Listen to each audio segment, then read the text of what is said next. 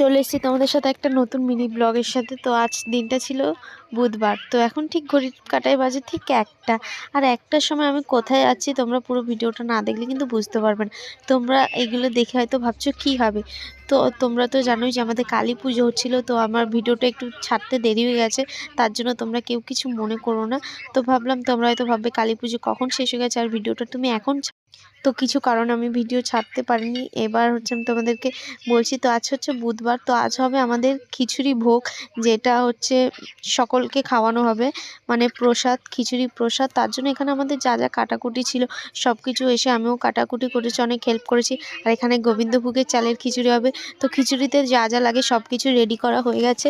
এখানে আলু ভাজা হয়ে গেছে, বটবটি ভাজা হচ্ছিল, গাজর ভাজা দেন তার সাথে এখানে অনেকজন বসেও ছিল, কাকা, দিদি এবং দাদা। এবার ওখানে হচ্ছে কি একটা আমি খাচ্ছিলাম বেল মাখা। তো আমি বেল মাখা করেছিলাম। তো সবাই খেয়ে বলছিল দারুণ হয়েছে, আর আমিও খাচ্ছিলাম যে দারুণ হয়েছিল বেল মাখাটা। আর এখানটা হচ্ছে আমাদের এখন হচ্ছে গাজর ভাজা।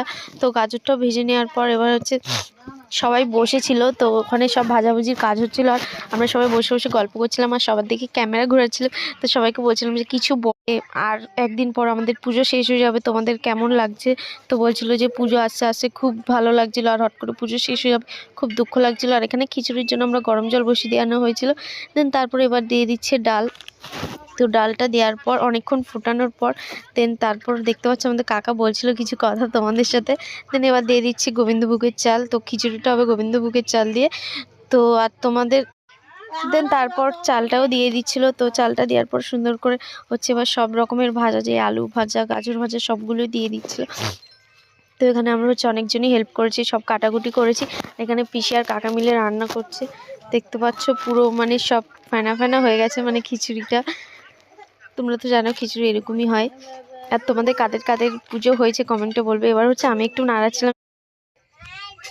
দেন তারপর হচ্ছে আমি একটু খিচুড়িটা নাড়াচ্ছিলাম, যে আমি বলতে চাইছিলাম যে দেখো আমি রান্না করছি।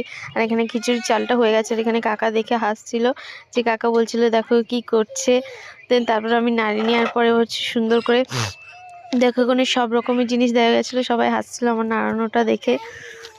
দেন তারপরে এখানে বটবটিও দিয়ে দেওয়া হচ্ছিল, দিয়ে সবগুলো দিয়ে আমি নাচছিলাম। এখানে আমাদের পুরো কমপ্লিট হয়ে গেছে। এবার হচ্ছে আমাদের প্যাকিংয়ের পালা, যারা যারা দূরে আছে তাদেরকে দেওয়ার জন্য।